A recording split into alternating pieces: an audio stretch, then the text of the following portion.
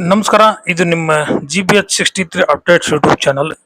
ಇಂದು ಹರಪನಹಳ್ಳಿ ತಾಲೂಕಿನ ಸರ್ಕಾರಿ ಪದವಿ ಪೂರ್ವ ಕಾಲೇಜಿನ ಹತ್ತಿರ ಅಂತಾರಾಷ್ಟ್ರೀಯ ಕಾರ್ಮಿಕ ದಿನಾಚರಣೆಯ ಮೇ ದಿನ ಧ್ವಜಾರೋಹಣವನ್ನು ಕಾಮ್ರೇಡ್ ಟಿ ಬಸಮ್ಮ ಅವರು ನೆರವೇರಿಸಿದರು.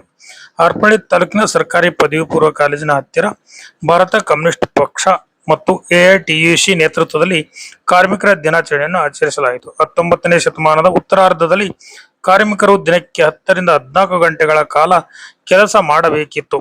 ಇದರ ವಿರುದ್ಧ ಪ್ರತಿಭಟಿಸಿ ಕೆಲಸದ ಅವಧಿಯನ್ನು 8 ಗಂಟೆಗಳಿಗೆ ನಿಗದಿಪಡಿಸಬೇಕೆಂದು 1886ರ ಮೇ 1ರಂದು ಅಮೆರಿಕದ ಚಿಕಾಗೋದಲ್ಲಿ ಲಕ್ಷಾಂತರ ಕಾರ್ಮಿಕರು ಬೃಹತ್ ಚಳವಳಿ ನಡೆಸಿದರು. ಈ ಹೋರಾಟದ ಸ್ಮರಣೆಗಾಗಿ ಇಂದು ಅಂತಾರಾಷ್ಟ್ರೀಯ ಕಾರ್ಮಿಕ ದಿನಾಚರಣೆ ಆರಂಭವಾಯಿತು. ಭಾರತದಲ್ಲಿ ಮೊದಲ ಬಾರಿಗೆ ಕಾರ್ಮಿಕ ದಿನಾಚರಣೆಯನ್ನು ಮೇ 1, 1923ರಂದು ಮದ್ರಾಸಿನಲ್ಲಿ, ಈಗಿನ ಚೆನ್ನೈನಲ್ಲಿ ಆಚರಿಸಲಾಯಿತು. ಇದನ್ನು labour Kisan party of Hindustan ಸಂಘಟಿಸಿತು. ಮೇ ದಿನಾಚರಣೆಯಲ್ಲಿ ಭಾಗವಹಿಸಿದ ಸಂಗಾತಿಗಳಾದ ಕಾಮ್ರೇಡ್ ರಮೇಶ್ ನಾಯ್ಕ್,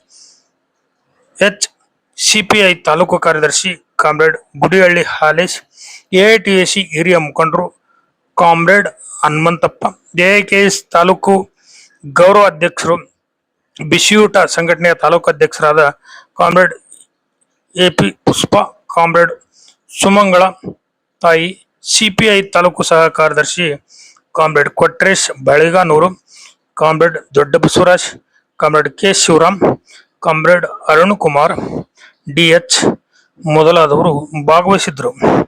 ವರದಿ ಗುಡಿಹಳ್ಳಿ ಹಾಲೇಶ್. ನಮಸ್ಕಾರ, ಇದು ನಿಮ್ಮ GBH63 ಅಪ್ಡೇಟ್ಸ್ ಯೂಟ್ಯೂಬ್ ಚಾನೆಲ್. ದಯಮಾಡಿ ನಮ್ಮ ಚಾನಲ್ ಸಬ್ಸ್ಕ್ರೈಬ್ ಮಾಡಿ, ಶೇರ್ ಮಾಡಿ, ಲೈಕ್ ಹಾಗೂ ಕಮೆಂಟ್ ಮಾಡಿ. ಧನ್ಯವಾದಗಳು.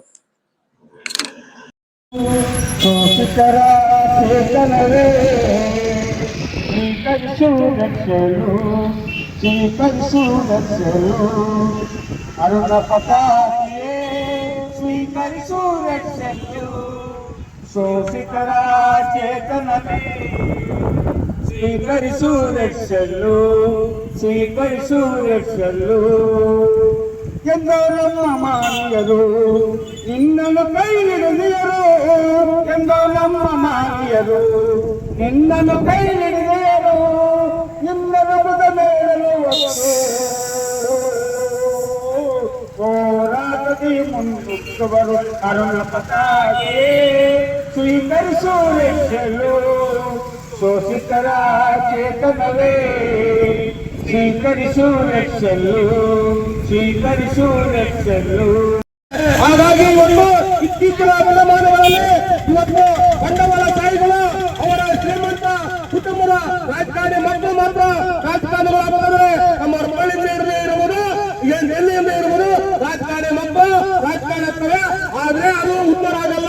ಇವತ್ತು ಬೆವರದ ಪಾಲನ ಯಾರು ಬೆವರಿಗೋಸ್ಕರ ಈ ದೇಶದ ಈ ಹರಪನಹಳ್ಳಿ ನೆಲಕ್ಕೋಸ್ಕರ ಹೋರಾಟ ಮಾಡ್ತಾರೆ, ರೈತರಿಗೋಸ್ಕರ ಹೋರಾಟ ಮಾಡ್ತಾರೆ, ಕಾರ್ಮಿಕರಿಗೋಸ್ಕರ ಮಾಡ್ತಾರೆ, ಅವ್ರು ಮಾತ್ರ ವಿಧಾನಸೌಧದಲ್ಲಿ ಇದ್ರೆ ಮಾತ್ರ ನಿಮ್ಮ ಹರಪನಹಳ್ಳಿ ಅಭಿವೃದ್ಧಿ ಆಗುತ್ತೆ. ರಾಜಕಾರಣಿ ಮಕ್ಕಳು ಮತ್ತು ರಾಜಕಾರಣಿಗಳಾದ್ರೆ ಆಗಲ್ಲ. ಇವತ್ತು ಗಣಿಮಾಲೀಕರ ಮಕ್ಕಳು, ಗಣಿಮಾಲೀಕರು ನಮ್ಮ ತಾಲೂಕಲ್ಲಿ ಆಗ್ತಾರೆ, ರಾಜಕಾರಣಿ ಮಕ್ಕಳು ಕುಟುಂಬ ರಾಜಕಾರಣ ಆಗ್ತದೆ. ರೈತರು, ಕಾರ್ಮಿಕರು, ವಿದ್ಯಾರ್ಥಿಗಳು ಎಲ್ಲ ಸೇರಿ ಬಯಲು ಸೇರಿ ಹೋರಾಟ ಮಾಡಿ ಹರಪನಹಳ್ಳಿಯ ಏನು ಕಲ್ಯಾಣ ಕರ್ನಾಟಕದ ಅನುದಾನ ಸೆಡೆಗೆ ಹಂಚಿಕೆ ಆಗ್ತಲ್ಲ, ವಿದ್ಯಾರ್ಥಿಗಳಿಗೆ ಆಗ್ತಲ್ಲ, ನೀರಾವರಿಗೆ ಆಗ್ತಲ್ಲ, ಕಟ್ಟಡ ಕಾರ್ಮಿಕರಿಗೆ ಆಗ್ತಲ್ಲ. ಇವತ್ತು ಕಮಿಷನ್ಗೋಸ್ಕರ ಅದು ಮಾತ್ರ ಕಲ್ಯಾಣ ಕರ್ನಾಟಕದ ಕಲ್ಯಾಣ ಕರ್ನಾಟಕ ಇವತ್ತೇನಾದ್ರು ಹೋರಾಟ ಮಾಡಿದ್ರೆ ನಮ್ಮ ಭಾರತ ಕಮಿಷನ್ ಏನಿಸಿ. ಹಾಗಾಗಿ ಇವತ್ತು ಅದಕ್ಕೋಸ್ಕರ ನಾವು ಇವತ್ತು ಕಾರ್ಮಿಕ ದಿನಾಚರಣೆಯನ್ನ ಸಾಂಕೇತಿಕವಾಗಿ ನಾವಿವತ್ತು ಧ್ವಜಾರೋಹಣ ಮಾಡೋದ್ರ ಮುಖಾಂತರ ಇವತ್ತು ಕಾರ್ಮಿಕ ದಿನಾಚರಣೆ ಆಚರಣೆ ಮಾಡ್ತೇವೆ. ಮುಂದಿನ ದಿನಗಳಲ್ಲಿ ಈಗ ನಮ್ಮ ತಾಲೂಕಿನ ಏನು ನಾವು ತ್ಯಾಗ ಬಲಿದಾನ ಆದರೂ ಕೂಡ ಅಭಿವೃದ್ಧಿಗೋಸ್ಕರ ಈ ದೇಶದ ನಮ್ಮ ಹರಪನಹಳ್ಳಿ ತಾಲೂಕು ಭಾರತ ಕಮ್ಯುನಿಸ್ಟ್ ಪಕ್ಷ ಮುಂದಿನ ದಿನಗಳಲ್ಲಿ, ಮುಂದಿನ ಪೀಳಿಗೆಯಲ್ಲಿ ಆದರೂ ಕೂಡ ವಿಧಾನಸೌಧದಲ್ಲಿ ಇರಬೇಕು, ಪಂಚಾಯತಿಯಲ್ಲಿ ಇರಬೇಕು, ತಾಲೂಕು ಪಂಚಾಯತಿಯಲ್ಲಿ ಇರಬೇಕು. ಆ ಹಿನ್ನೆಲೆಯಲ್ಲಿ ಕೂಡ ನಾವು ರಾಜಕಾರಣ ಕೂಡ ಮಾಡ್ತಾರೆ, ಜನರಿಗೋಸ್ಕರ, ಜನರಿಗೆ ಅಭಿವೃದ್ಧಿಗೋಸ್ಕರ ರಾಜಕಾರಣ ಮಾಡ್ತಾರೆ. ಭ್ರಷ್ಟಾಚಾರ ಮಾಡಲಿಕ್ಕೆ, ಭ್ರಷ್ಟಾಚಾರ ಕೊಡಬೇಕು, ಸ್ವಜನ ಪಕ್ಷಪಾತ ಕೊಡಬೇಕು, ಏನು ಜಾತಿವಾದ ಹೋಗಬೇಕು, ಹೋಗಬೇಕು. ಇವತ್ತೆಲ್ಲರೂ ಒಂದಾಗಿ ನಾವು ಕಾರ್ಮಿಕ ದಿನಾಚರಣೆ ಮಾಡೋಣ, ಎಲ್ಲರೂ ಒಟ್ಟಾಗಿ ಇವತ್ತು ಅರವಳಿನ ಅಭಿವೃದ್ಧಿ ಮಾಡೋಣ.